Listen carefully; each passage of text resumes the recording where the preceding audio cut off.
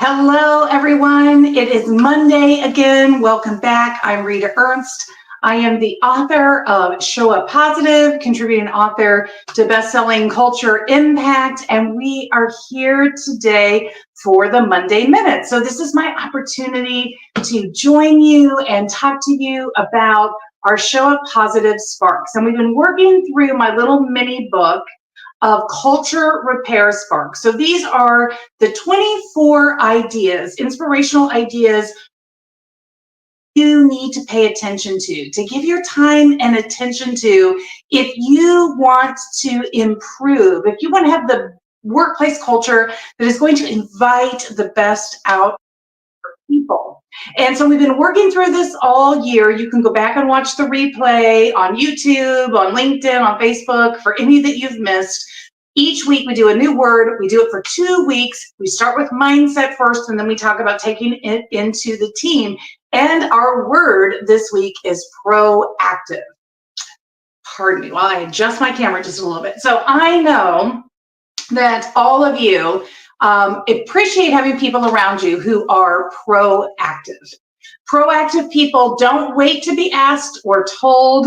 They see what is needed, they step in, and they help to make things happen, or at least offer up the potential to make things happen. So having proactive people around you is a superior benefit of working inside of a team. And you also probably aspire to be a proactive person.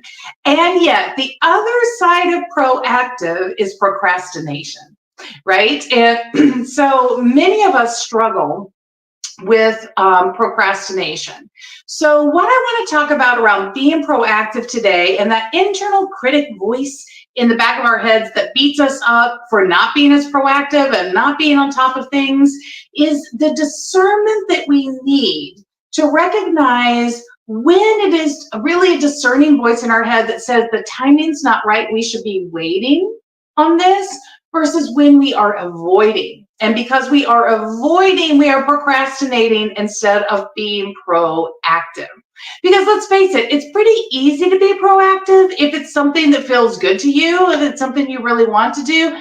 Where the real challenge for all of us is being proactive, taking initiative when it's not necessarily something that really has captured our hearts and minds. So let's talk about that tough space right there. So let's begin. The difference, right, between waiting in discernment and avoiding.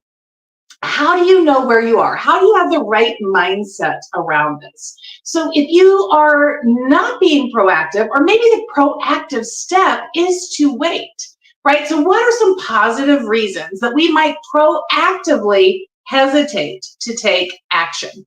We see an opportunity, but we're not jumping in. Well, one of the reasons I can think of that you might do that is that you don't want to overstep somebody else. It might be important, especially if you're mentoring somebody, that they are coming to the awareness seemingly before anybody else.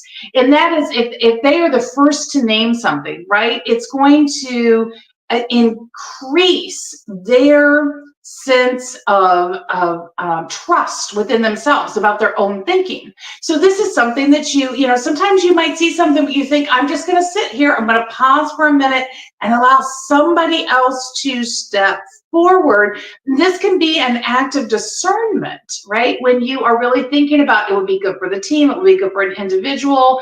You know, it's great to be the smartest person in the room. Many of you probably are, but being the smartest person in the room doesn't always leave space for your teammates. And part of being a good teammate is leaving space for others. So just because you can see an opportunity doesn't mean you should jump in and take it all the time. So this is an example of where you might choose, when you could be proactive, to pause and give a little more space. This would be a discerning pause, and it would be very helpful. Now, you can tell when it's not discerning pause and when it is avoiding, because when it is avoiding, you're going to have this icky feeling. When you have that discerning pause, you're going to be like, okay, I think this feels good. You're just going to kind of have that feeling. But when it's not, when it is really your avoider inside of you who's like, oh, girl, I don't want that. You know that feeling, you know that language, you know, you feel it in your body. You're telling yourself, oh, I don't have to do it today. I don't have to. That language, I don't have to. Have to. That's all the language you need to hear. That is probably your avoider because you're feeling it is onerous, something that is put upon you that you choose not to take. That is very different than seeing a need, seeing a possibility, seeing an opportunity, and feeling compelled to step forward and take action. That is not being put upon, right? That is pull energy, where you're being drawn into something. So if you're joining me live or you're listening in the replay, and this is making any sense to you, make sure you hit me up in the comments and let me know, because I don't know. I'm feeling a little out of sorts today, but that's okay.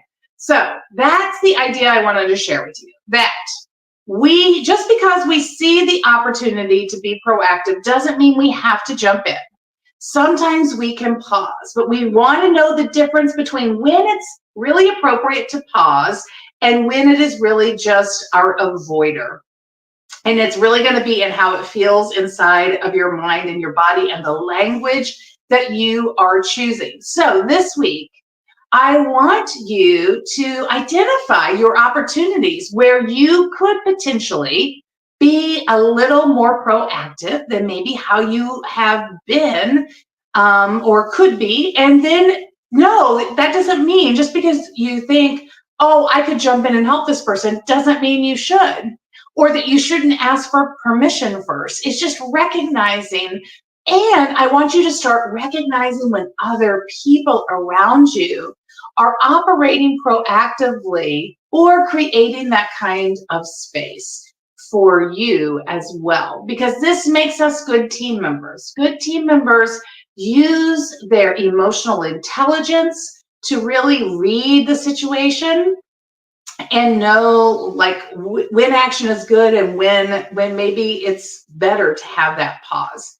But when you're feeling that feeling of, oh, I have to, okay, now you're in avoider mode. And even if it is a proactive opportunity, your response to it is not that lean in pull, it is that put upon thing. And that's a whole different kind of problem. So that, a whole lot of work you can do around why that would be true for you. So proactive, we're going to come back next week and we're going to talk about effective ways to be more proactive with one another inside of our team. This week, your job is just to notice the opportunities, notice when it's happening, notice where your choices are, and begin to work toward that place where you have more recognition and you are making thoughtful choice. Good luck to you on being proactive this week. And I know when you choose to act on that, you're going to make a tremendously positive impact on others. Thank you for joining me for the Monday Minute. We'll be back next week to talk about being more proactive and effectively proactive in teams. I'll see you then. Bye.